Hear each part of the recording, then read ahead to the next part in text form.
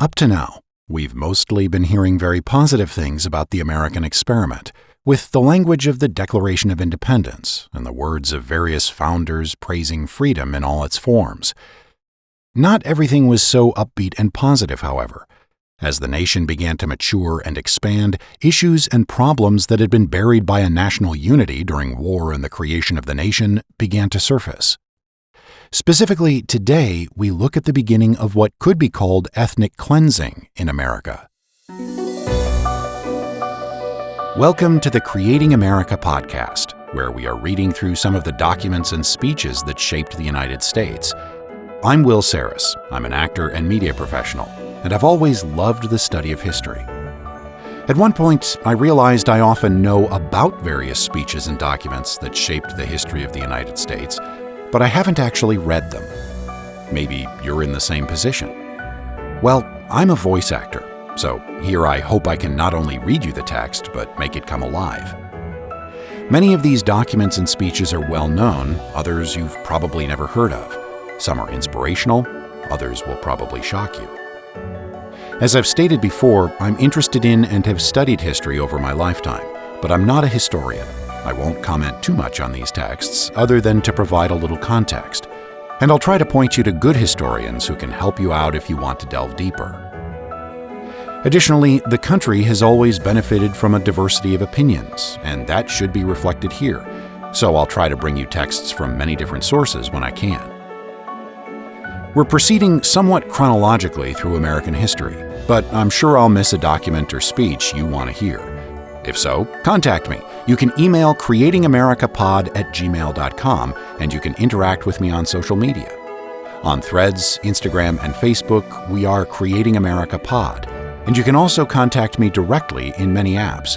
My handle is William Sarris, one word, and you can subscribe on Patreon at patreon.com/William Sarris. It's my hope that as you listen to these documents and speeches, you will gain an appreciation of what our country was, what it is, and what it hopes to be. By the 1830s, the country was expanding, and it ran into a perceived problem. The land that was available to expand into was already owned and occupied by Native American tribes.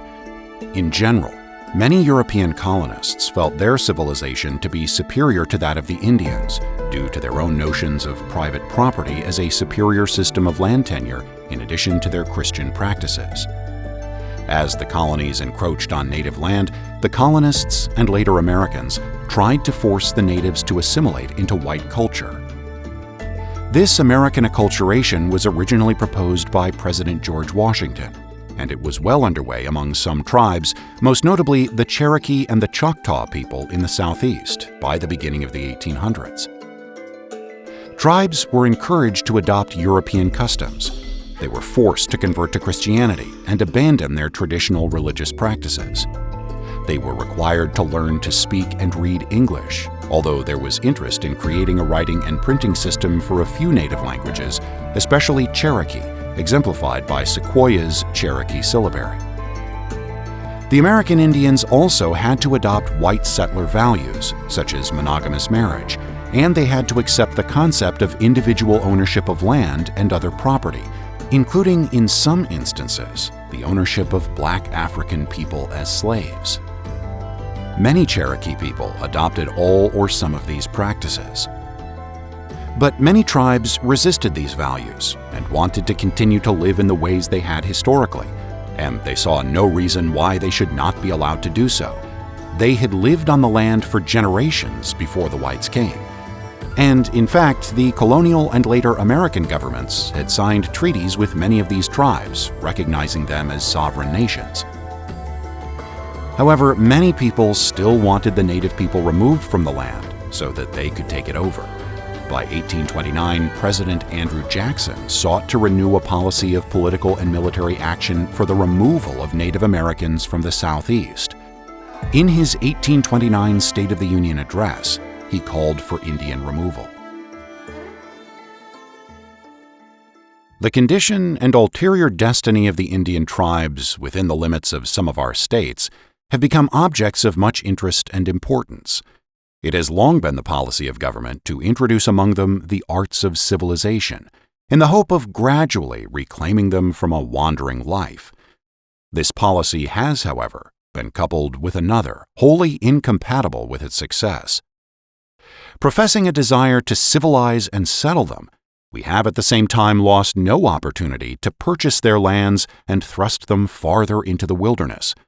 By this means, they have not only been kept in a wandering state, but been led to look upon us as unjust and indifferent to their fate. Thus, though lavish in its expenditures upon the subject, government has constantly defeated its own policy, and the Indians in general, receding farther and farther to the west, have retained their savage habits.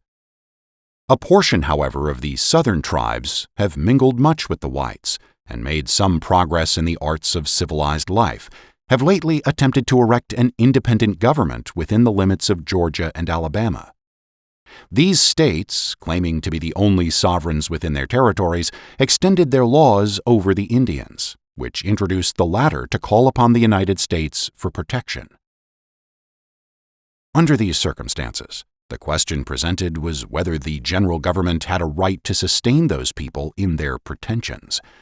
The Constitution declares that no new state shall be formed or erected within the jurisdiction of any other state without the consent of its legislature. If the general government is not permitted to tolerate the erection of a Confederate state within the territory of one of the members of this union against her consent, much less could it allow a foreign and independent government to establish itself there. Georgia became a member of the Confederacy, which eventuated in our federal union as a sovereign state, always asserting her claim to certain limits, which, having been originally defined in her colonial charter and subsequently recognized in the Treaty of Peace, she has ever since continued to enjoy, except as they have been circumscribed by her own voluntary transfer of a portion of her territory to the United States in the Articles of Cession of 1802.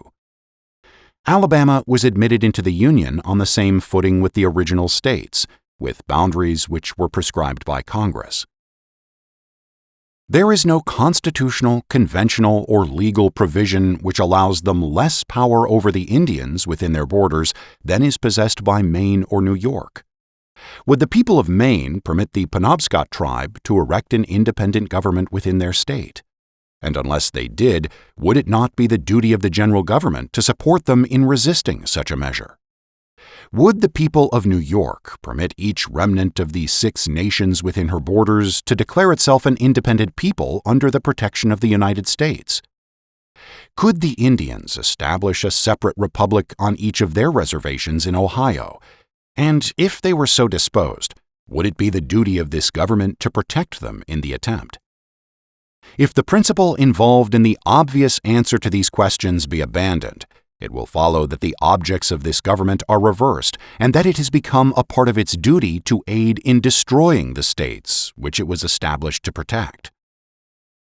Actuated by this view of the subject, I informed the Indians inhabiting parts of Georgia and Alabama that their attempt to establish an independent government would not be countenanced by the executive of the United States, and advised them to emigrate beyond the Mississippi or submit to the laws of those states.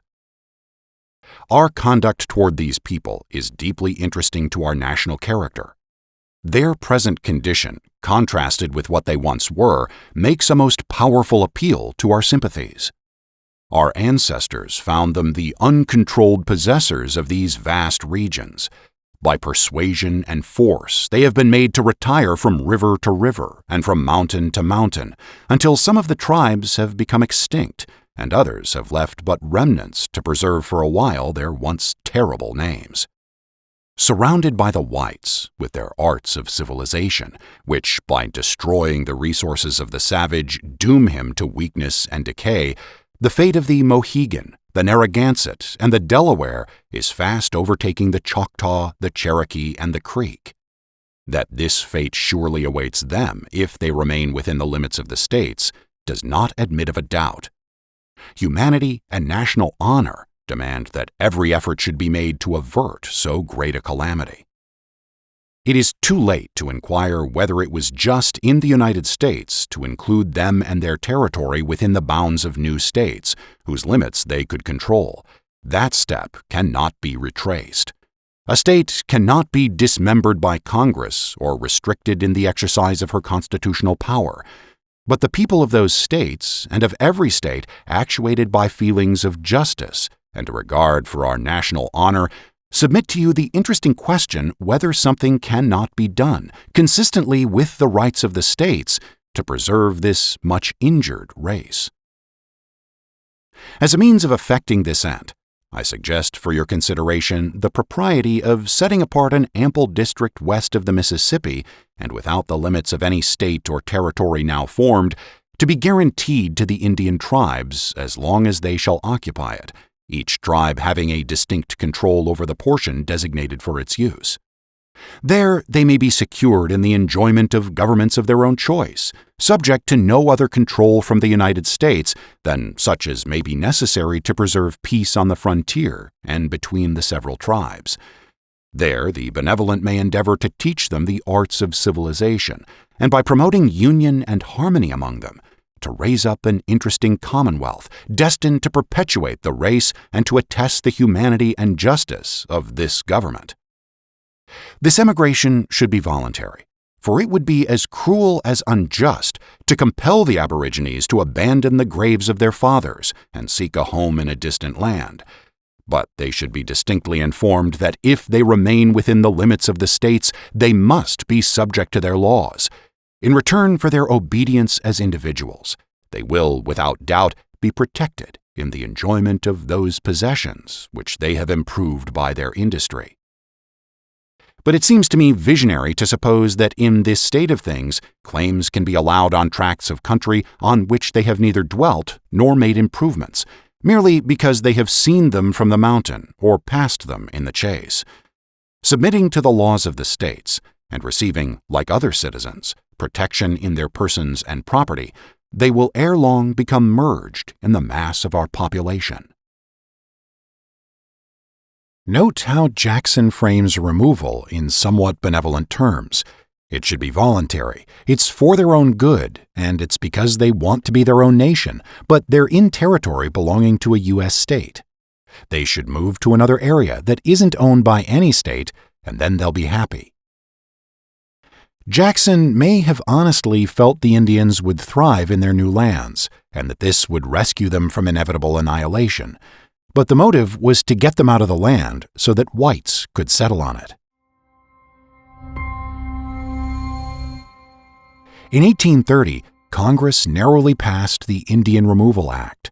It was supported by President Jackson and the Democratic Party, Southern politicians and white settlers, and several state governments, especially that of Georgia. Indian tribes and the Whig Party opposed the bill, as did other groups within society, but to no avail. Though the Cherokee and other tribes did challenge their relocation in the courts, they were unsuccessful. The Indian Removal Act, May 28, 1830. An act to provide for an exchange of lands with the Indians residing in any of the states or territories, and for their removal west of the river Mississippi. Be it enacted by the Senate and House of Representatives of the United States of America in Congress assembled, that it shall and may be lawful for the President of the United States to cause so much of any territory belonging to the United States west of the river Mississippi, not included in any state or organized territory, and to which the Indian title has been extinguished, as he may judge necessary, to be divided into a suitable number of districts for the reception of such tribes or nations of Indians as may choose to exchange the lands where they now reside and remove there, and to cause each of said districts to be so described by natural or artificial marks as to be easily distinguished from every other. Section 2. And be it further enacted, that it shall and may be lawful for the President to exchange any or all of such districts, so to be laid off and described, with any tribe or nation of Indians now residing within the limits of any of the states or territories, and with which the United States have existing treaties for the whole or any part or portion of the territory claimed and occupied by such tribe or nation, within the bounds of any one or more of the states or territories where the land claimed and occupied by the Indians is owned by the United States, or the United States are bound to the state within which it lies to extinguish the Indian claim thereto. Section 3. And be it further enacted, that in the making of any such exchange or exchanges, it shall and may be lawful for the President solemnly to assure the tribe or nation with which the exchange is made that the United States will forever secure and guarantee to them and their heirs or successors the country so exchanged with them, and if they prefer it, that the United States will cause a patent or grant to be made and executed to them for the same, provided always that such lands shall revert to the United States if the Indians become extinct or abandon the same. Section 4. And be it further enacted, that if upon any of the lands now occupied by the Indians, and to be exchanged for, there should be such improvements as add value to the land claimed by any individual or individuals of such tribes or nations, it shall and may be lawful for the President to cause such value to be ascertained by appraisement or otherwise, and to cause such ascertained value to be paid to the person or persons rightly claiming such improvements. And upon the payment of such valuation, the improvements so valued and paid for shall pass to the United States, and possession shall not afterwards be permitted to any of the same tribe. Section 5. And be it further enacted that upon the making of any such exchange as is contemplated by this Act, it shall and may be lawful for the President to cause such aid and assistance to be furnished to the emigrants as may be necessary and proper to enable them to remove to and settle in the country for which they may have exchanged, and also to give them such aid and assistance as may be necessary for their support and subsistence for the first year after their removal. Section 6.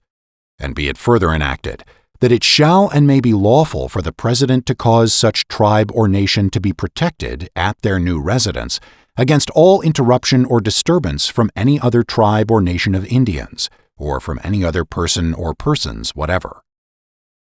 Section 7. And be it further enacted, that it shall and may be lawful for the President to have the same superintendence and care over any tribe or nation in the country to which they may remove, as contemplated by this Act, that he is now authorized to have over them at their present places of residence, provided that nothing in this Act contained shall be construed as authorizing or directing the violation of any existing treaty between the United States and any of the Indian tribes. Section 8. And be it further enacted, that for the purpose of giving effect to the provisions of this Act, the sum of $500,000 is hereby appropriated, to be paid out of any money in the Treasury not otherwise appropriated.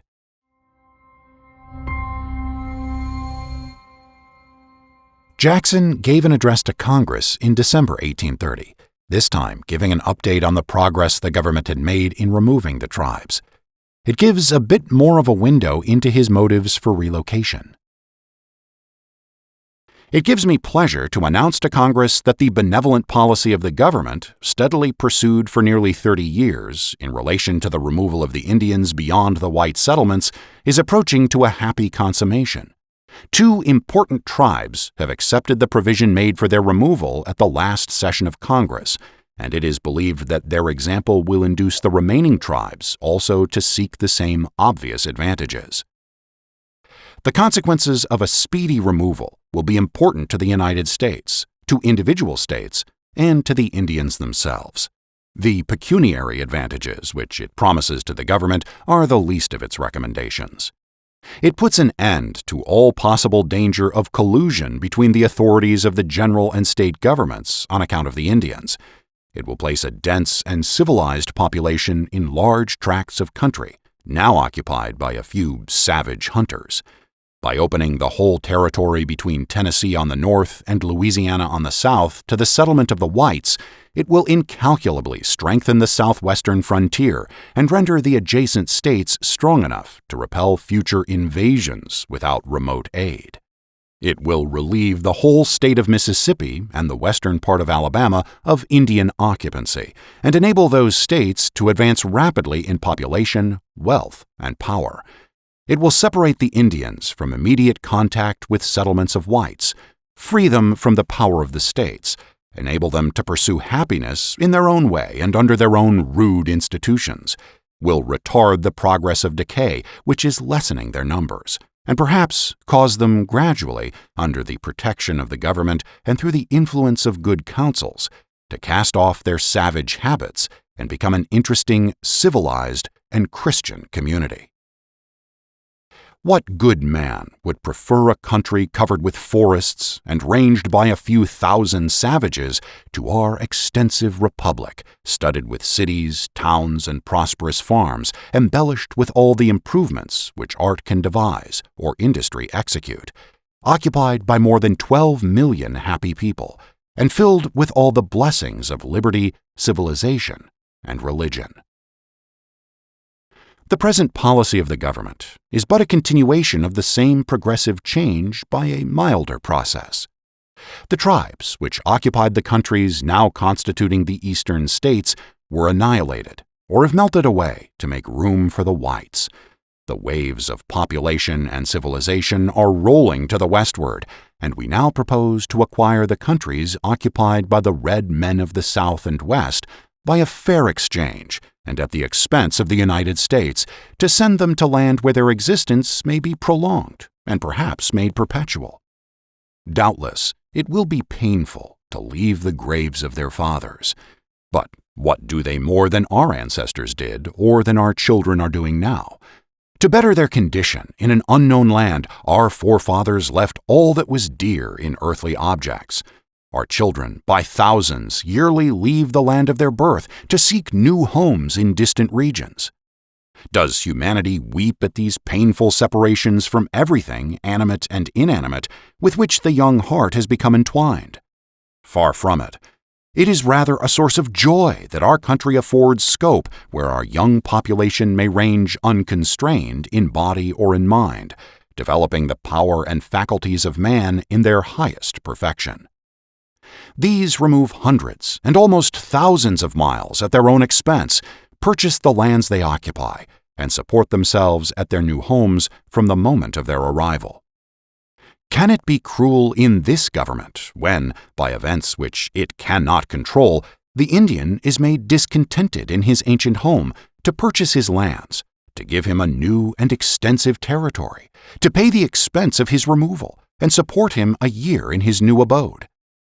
How many thousands of our own people would gladly embrace the opportunity of removing to the West on such conditions? If the offers made to the Indians were extended to them, they would be hailed with gratitude and joy. And is it supposed that the wandering savage has a stronger attachment to his home than the settled civilized Christian? Is it more afflicting to him to leave the graves of his fathers than it is to our brothers and children?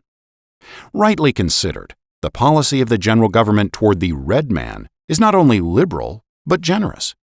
He is unwilling to submit to the laws of the states and mingle with their population. To save him from this alternative, or perhaps utter annihilation, the general government kindly offers him a new home and proposes to pay the whole expense of his removal and settlement. During the presidency of Jackson and his successor Martin Van Buren, more than 60,000 American Indians from at least 18 tribes were forced to move west of the Mississippi River, where they were allocated new lands. The southern tribes were resettled mostly into Indian Territory, what is now Oklahoma. The northern Indian tribes were resettled initially in Kansas. With a few exceptions, the United States east of the Mississippi and south of the Great Lakes was emptied of its American Indian population. The movement westward of Indian tribes was characterized by a large number of deaths due to the hardships of the journey. This event is widely known as the Trail of Tears. It would not be the last instance of what could be called ethnic cleansing of Native Americans in our history, as over time the United States would break almost all the treaties it made with Native tribes and keep pushing westward, forcing Native Americans into smaller and smaller reservations, and essentially trying to force them to assimilate into white culture or slowly disappear. The Indian Removal Act, was the beginning of an official policy of forced relocation of native tribes by the federal government that would continue through the 19th century. It was an essential piece of the idea of manifest destiny, which would shape the nation in years to come. Thanks for listening to this episode of Creating America, where we read the documents and speeches that shaped the United States as we know it today. I'm Will Sarris, your host and narrator. This show is written and produced by me. If you like this podcast, please subscribe and rate the show and share it with your friends. I've also started a Patreon, patreon.com/William Sarris, where you can support this project, which is something I do on my own time. Anything you can contribute is very appreciated. If you'd like to send in a comment or request that I read a speech or document you think I missed, the email is creatingamericapod@gmail.com. You can find the show on social media by searching Creating America, and you can find me there too. If you want to know more about what I do professionally, visit my website, williamsarris.net. Till next time. Copyright 2026, William Sarris, all rights reserved.